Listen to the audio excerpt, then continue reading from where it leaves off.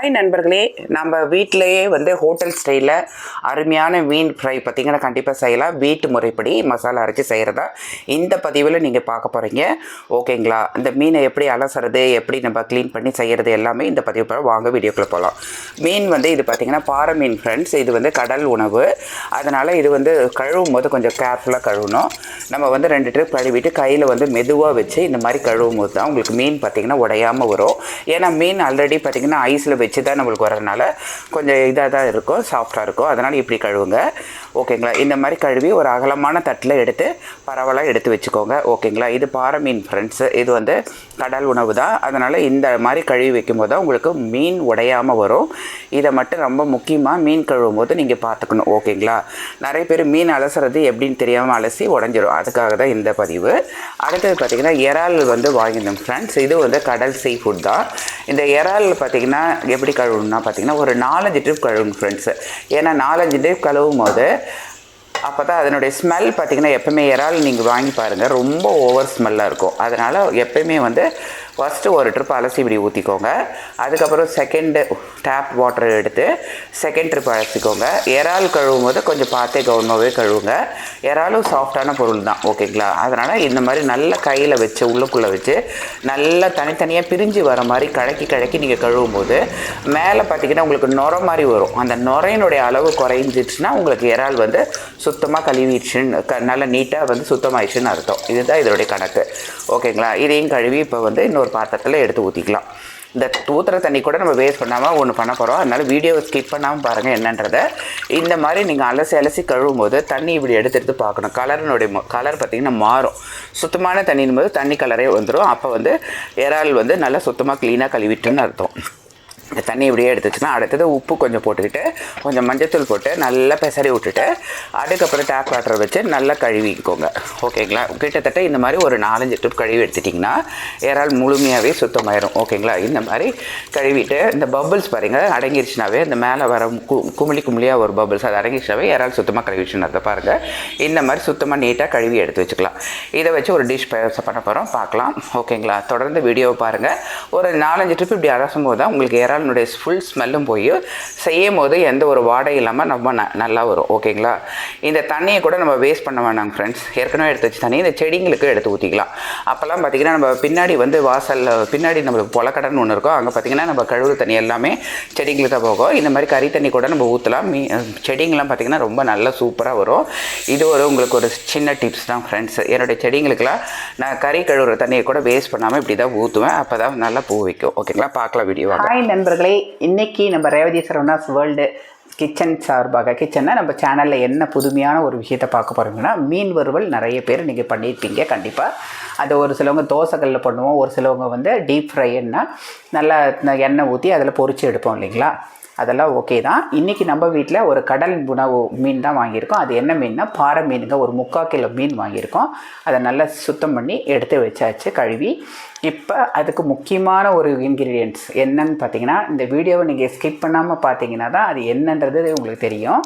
ஒரு மசாலா வீட்டிலே மீன் வறுவலுக்கு எப்படி ஒரு மசாலா சிம்பிளான வீட்டில் இருக்கிற பொருளை வச்சு தயாரிக்க போகிறேன்றதை தான் இந்த வீடியோவில் இந்த பதிவில் நீங்கள் பார்க்க போகிறீங்க. ஓகேங்களா? அதனால் வீடியோவை ஸ்கிப் பண்ணாமல் முழுமையாக பார்த்தீங்கன்னா மட்டும்தான் உங்களுக்கு அது தெரியும். அதனால் தொடர்ந்து வீடியோவை பாருங்கள். வாங்க இன்றைக்கி அந்த மசாலா எப்படி செய்கிறதுன்றது உங்களுக்கு சிம்பிளாக நான் உங்களுக்கு இந்த வீடியோ மூலமாக சொல்லித்தரேன். ஓகேங்களா? வாங்க பார்க்கலாம்.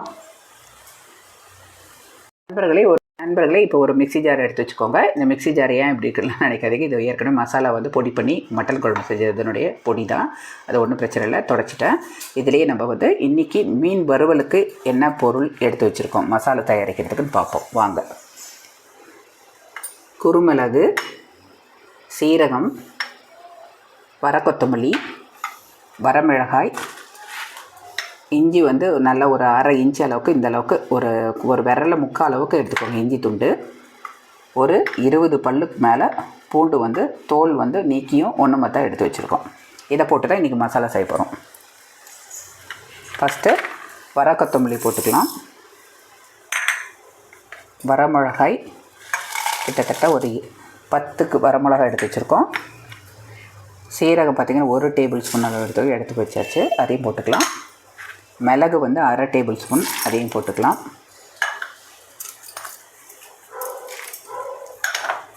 பூண்டு ஒரு 20 பல் பூண்டு அதையும் போட்டுக்கலாம். இஞ்சி வந்து ஒரு 3/4 இன்ச்சுக்கு இஞ்சி எடுத்துருக்கோம், தோல் நீக்கி அதையும் போட்டுக்கலாம். மீனுக்கு தேவையானது கல்லுப்பு எடுத்துக்கலாம் ஃப்ரெண்ட்ஸ். இதெல்லாம் போட்டு அரைக்கத்தான் போகிறோம், அளவாக போட்டுக்கோங்க. அதையே இந்த மிக்ஸி ஜாரில் போட்டுக்கலாம். இதனுடைய அளவு டீட்டெயில்ஸ்லாம் உங்களுக்கு வந்து நான் வீடியோவில் ஃபுல்லாமே காட்டுறேன் எந்த மாதிரின்ட்டு. இந்த மசாலாவில் எல்லாமே பச்சையாகவே இருக்குது. வர கொத்தமல்லி, வர மிளகா எல்லாமே பச்சையாக தான் போட்டிருக்கோம். ஏன்னா பார்த்திங்கன்னா நம்ம மீனை இன்றைக்கி வறுத்து தான் எடுக்க போகிறோம். இந்த மசாலாவில் கொஞ்சோண்டு தண்ணி ஊற்றிக்கோங்க கொஞ்சமாக. இது வந்து நல்ல மைய பேஸ்ட் மாதிரி அரைச்சிக்கோங்க. ஃபஸ்ட்டு குறன்னு அரைச்சிட்டு அதுக்கப்புறம் தேவையான அளவு தண்ணி ஊற்றி மைய பேஸ்ட்டாக அரைச்சிக்கலாம். வாங்க மிக்சியில் நண்பர்களே, அவ்வளோதான். மிக்ஸி ஜாரில் கொஞ்சமாக தண்ணி ஊற்றி ஃபஸ்ட்டு குறன்னு அரைச்சிக்கலாம். அப்போ தான் மசாலா நல்லா மைய அரைக்க முடியும்.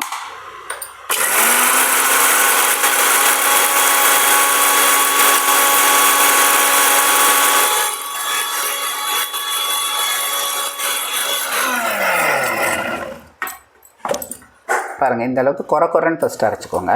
அதுக்கப்புறம் கொஞ்சம் தண்ணி தேவையானது. இப்போ இந்த மூடியில் இருக்கிறது எல்லாத்தையுமே வலித்து இதில் போட்டுட்டு அப்படியே சுற்றிலும் வலிச்சு விட்டு பாருங்கள், மசாலா நொடி நல்ல காரம் ஏறுது. சரி, இதெல்லாம் ஊற்றிக்கலாம். இப்போ வந்து நல்ல நைஸ் பேஸ்ட்டாக அரைச்சி எடுத்துக்கணும். அதுக்காக தான் மீதி தண்ணி ஊற்றுறோம். வறுவலுக்கு இந்த மசாலா தான் ரொம்ப முக்கியமானது. இதை எல்லாமே பச்சையாக ராவாக போட்டு தான் அரைக்கிறோம். ஆனால் நல்ல மைய பேஸ்ட்டாக அரைச்சிக்கோங்க. இப்போ தண்ணி ஊற்றிட்டோம். கொஞ்சம் குறன்னு ஊற்றும் போது லைட்டாக தண்ணி தெளிச்சுட்டு இப்போ கொஞ்சம் தண்ணி ஊற்றி அரைக்கிறோம்.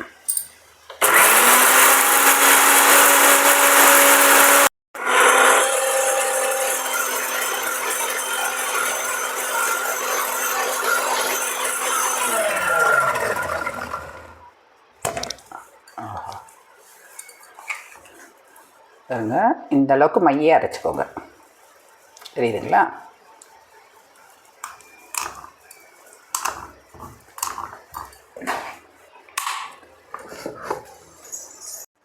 நண்பர்களே, இந்த சாந்து பார்த்திங்கன்னா இந்த கலரில் தாங்க இருக்கும். இதில் வந்து எந்த ஒரு ஆர்டிஃபிஷியல் கலர் நம்ம சேர்க்கல, கேசரி பவுடரோ எதுவுமே. ஆனால் இயற்கையான முறையில் செய்கிறது, ஓகேங்களா, வீட்டில் இருக்கிற பொருளை வச்சு. அதனால் இந்த மாதிரி தான் இருக்கும் கலரு. உங்களுக்கு மீன் கலரும் பொரிக்கும் போது அப்படி தான் இருக்கும். ஆனால் இதெல்லாம் ரொம்ப ஆரோக்கியங்க, ஓகேங்களா. அதனால் இப்படியே நம்ம செஞ்சு சாப்பிட்டு பார்ப்போம். கொஞ்சமாக தண்ணி ஊற்றிக்கோங்களே. எதையுமே வேஸ்ட் பண்ண வேணாம், எல்லாமே நல்ல பொருள் தான் இல்லைங்களா. வேஸ்ட் பண்ணாமல் இப்படி பண்ணிவிட்டு அதையும் வந்து கலக்கி இதில் ஊற்றிக்கலாம்.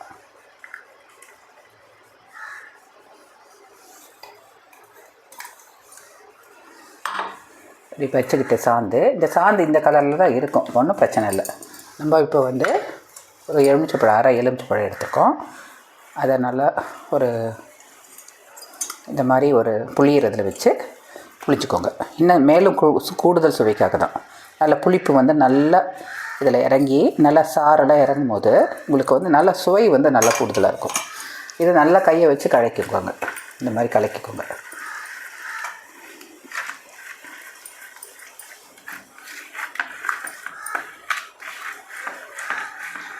கலர் இந்த மாதிரி தான் இருக்கும் நண்பர்களே. அதனால் ஒன்றும் பிரச்சனை இல்லை. கலரால் எந்த பிரச்சனை இல்லை. ஆர்டிஃபிஷியல் கலர் சேர்க்க அதெல்லாம் கெமிக்கல் தான். இதெல்லாமே நேச்சரான பொருளில் நம்ம செய்கிறது, இயற்கையான முறையில் செய்கிறது தான் நம்மளுடைய வீடியோவில் முழு நோக்கமே, ஓகேங்களா. ஆரோக்கியமான உணவு சாப்பிட்ணும், ஆரோக்கியத்தோடு இருக்கணும். இதுதான் நம்மளுடைய கான்செப்ட். ஓகே, வந்து மசாலா நல்லா அரைச்சாச்சு இல்லைங்களா, மைய அரைச்சிக்கோங்க. அதுதான் மெயினே. நல்லா நைஸாக அரைச்சிங்கன்னா தான் உங்களுக்கு வந்து மீனில் வந்து மசாலா வந்து தடவும் போது நல்லா வந்து ஒட்டி நல்லா உங்களுக்கு டேஸ்ட் நல்லாயிருக்கும். இந்த ஸ்டேஜில் வந்து கொஞ்சோண்டு உப்பு காரம் பார்த்துக்கலாம். ஏன்னா உப்பு காரம் முக்கியம் இல்லைங்களா. பச்சைவே சாப்பிடுங்க, ஒன்றும் பிரச்சனை இல்லை. கரெக்டாக இருக்குங்க. உப்பு கார அளவெல்லாம் கரெக்டாக இருக்குது. உங்கள் வீட்டில் எல்லாருக்கும் எப்படி குழந்தைங்களுக்கு தரீங்களா, பெரியவங்க நீங்கள் முடிவு பண்ணுவீங்க. உப்பு கார அளவு மட்டும் உங்களுக்கு டேஸ்ட்டுக்கு தகுந்த மாதிரி போட்டுக்கோங்க. எங்கள் வீட்டுக்கு இது காரம் உப்புலாம் கரெக்டாக இருக்குது.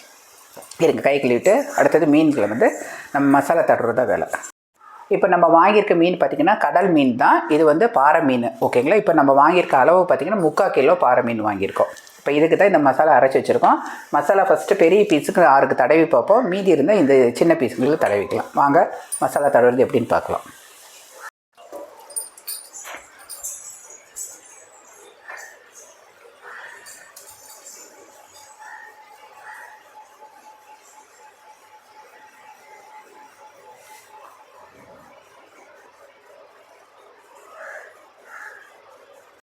இப்போ ஒரு மீனை இப்படி கையில் எடுத்து வச்சுக்கோங்க. ஏன்னா மீன் வந்து உடஞ்சிருக்கூடாது மெயினாக, அதுதான் முக்கியம். கவனமாக வந்து மசாலா தடவணும். நம்ம ஏனாதானு பார்த்திங்கன்னா மீன் வந்து உடஞ்சிரும். இந்த சைடு எல்லாமே போடுங்க மசாலா. இந்த பக்கம் திருப்பிக்கோங்க, அடுத்த பக்கம் மசாலா தடவுங்க. எதையுமே கவனமாக செய்யணுங்க ஃப்ரெண்ட்ஸ். ஏன்னா மீன் வந்து கடல் மீன்றதுனால சாஃப்டாக இருக்கும். ரொம்ப கழுவும் போதும் நீங்கள் பார்த்து தான் கழுவணும். ரொம்ப ரஃப் அண்ட் டப்பாக பண்ணோன்னா மீன் உடையிறதுக்கு வாய்ப்பு இருக்குது. அதனால தான் இப்படியே ஒரு பீஸாக நம்ம வந்து மசாலா தடவி எடுத்து வச்சுக்கலாம்.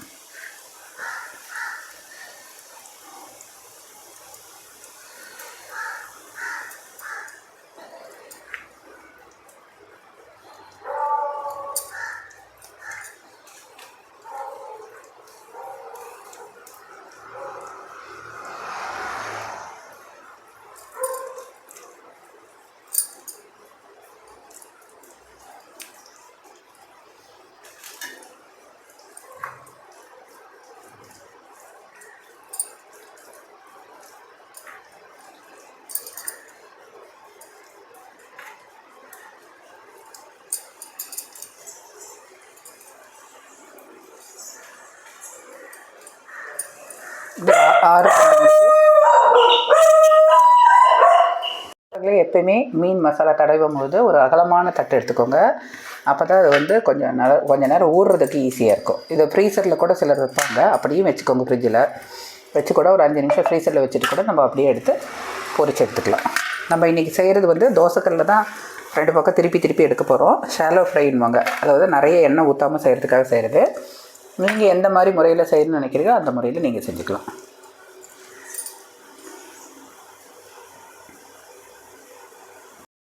ஹாய், எப்படி இருக்கீங்க நண்பர்கள்? நல்லா இருக்கீங்களா?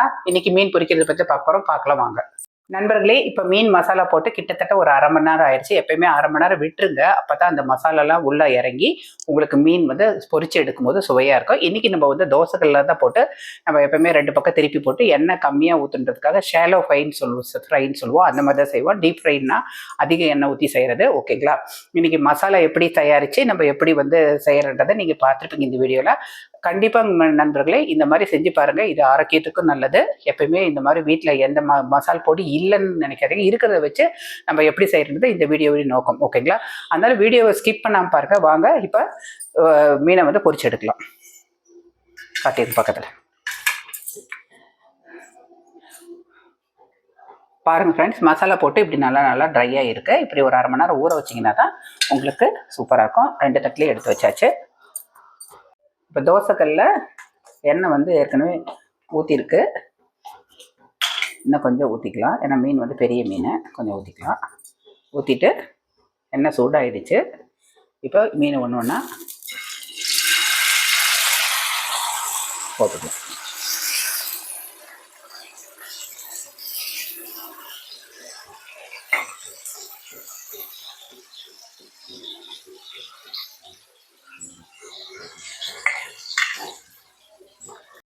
இப்போ ஒரு பக்கம் போட்டாச்சு இல்லைங்களா? நம்ம இதை திருப்பி விட்டுக்கலாம். சிம்மிலே கொஞ்சம் வச்சுக்கோங்க. இது கடல் மீன் தான், எடுக்கும்போது கூட கொஞ்சம் பார்த்து எடுங்க.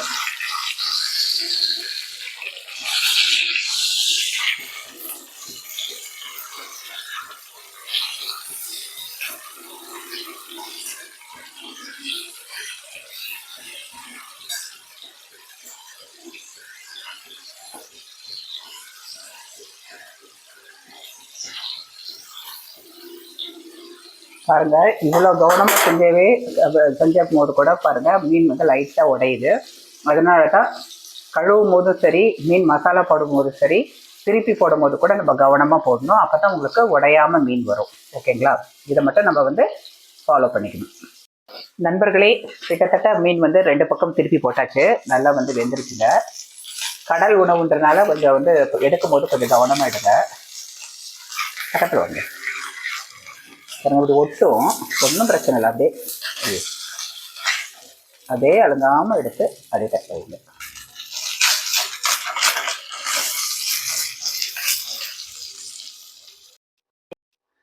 நண்பர்களே, எவ்வளோ பாங்காக செஞ்சு கொஞ்சம் சில மீன் உடஞ்சிருச்சு, அதனால ஒன்றும் பிரச்சனை இல்லை. நல்லா வெந்துருச்சா மட்டும் நம்மளுக்கு இருந்தால் போதும். இது இன்னும் மேலும் சுவை கொட்டுறதுக்கு நமக்கு வந்து நீங்கள் வந்து வெங்காயம்லாம் சாப்பிட்ற மாதிரி இருந்தீங்கன்னா கண்டிப்பாக வெங்காயத்தை வந்து இந்த மாதிரி சின்ன சின்ன கட் பண்ணி வச்சுக்கோங்க. இந்த வெங்காயம் இது வந்து எலுமிச்சப்பழ சாறு பிழிஞ்சு அதுக்கப்புறம் பைட் பண்ணி நம்ம வந்து கடிச்சு மீனை சாப்பிடும்போது சூப்பராக இருக்கும். நண்பர்களே, மீன் பொரிச்சாச்சு. ப்ரெசன்டேஷனுக்கு நம்ம வந்து வெங்காயமும் அதுக்கப்புறம் வந்து எலுமிச்சப்பழத்தையும் கட் பண்ணி வச்சுருக்கோம். பாருங்கள், நம்ம வீட்டில் செய்கிற மீன் பார்த்திங்கன்னா எந்த வகையே ப்ரிசர்வேட்டிவ் ஐட்டம் எது போடாமல் செய்கிறது. மசாலாவில் நம்ம நேச்சுரலாகவே நம்ம வீட்டில் என்ன பொருளுக்கோ அதை வச்சு செய்கிறதுனால இந்த கலர் தான் வரும். இதனால் ஒரு பிரச்சனையும் கிடையாது. இந்த மாதிரி ஒரு உணவை வந்து ஆரோக்கியமான முறையில் நம்ம மசாலா வீட்டில் இருக்கிறதுலே வச்சு பொருளை வச்சு சில பொருள்களை வச்சு செய்யும் போது நம்ம உடம்புக்கும் நல்லது, குழந்தைங்கலேருந்து பெரியவங்களும் சாப்பிடும்போது எந்த பிரச்சனையும் வராது. ஓகேங்களா? ஒரு ட்ரிப்பு இந்த மாதிரி ட்ரை பண்ணுங்கள். கலரை பற்றி நம்ம கவலைப்படும் ஃப்ரெண்ட்ஸ். கலருன்றது ஆர்டிஃபிஷியல் தான். இந்த கேசரி போடுறோ இல்லை மீனுக்கு போடுற மற்ற எந்த ஒரு இதுவுமே நம்ம இந்த மாதிரி செய்யும் போது உடம்புக்கு ரொம்ப ஆரோக்கியம். நம்மளுடைய நோக்கமே என்ன? ஆரோக்கியமான உணவு செஞ்சு ஆரோக்கியத்துடன் இருப்பது தான். ஓகேங்களா? ஓகே நண்பர்களே, இந்த வீடியோவை ஸ்கிப் பண்ணாமல் நான் எந்த முறையில் வீட்டில் இருக்கிற பொருளை வச்சு எப்படி நம்ம மசாலா அரைச்சி ஒரு மீன் வறுவலை செய்யணுன்றது தான் இந்த வீடியோவில் நான் பதிவில் சொல்லியிருக்கேன். இந்த வீடியோ பதிவு உங்களுக்கு ரொம்ப பிடிச்சிருந்தா ரேவதி சரவணாஸ் வேர்ல்டு சேனலுக்கு சப்போர்ட் பண்ணுங்கள், சப்ஸ்கிரைப் பண்ணுங்கள், பெல் ஐக்கான ஆல்டர் ஆப்ஷனை எனேபிள் பண்ணி வச்சுக்கோங்க. அப்போ தான் நான் போடுற எந்த வீடியோ இருந்தாலும் உங்களுக்கு உடனுக்குடன் வந்து சேரும். மீண்டும் ஒரு அருமையான ஒரு வீடியோவில் உங்களை வந்து சந்திக்கிறேன். அதிலிருந்து உங்களுக்கு விடைபெற ரேவதி சரவணன். நன்றி. மீண்டும் அடுத்த வீடியோவில் சந்திப்போம். ஓகேங்களா? தேங்க்யூ நண்பர்களே. இதை செஞ்சு பார்த்துட்டு எப்படி இந்த கமெண்ட்ஸ் அண்ட் ஃபீட்பேக்ஸை நம்ம சேனலில் ரேவதி சரவணாஸ் வேர்ல்டு சேனலில் நீங்கள் தெரிவிங்க. ஓகேங்களா? தேங்க்யூ. நன்றி. மீண்டும் அடுத்த வீடியோ சந்திக்கிறேன். தேங்க்யூ.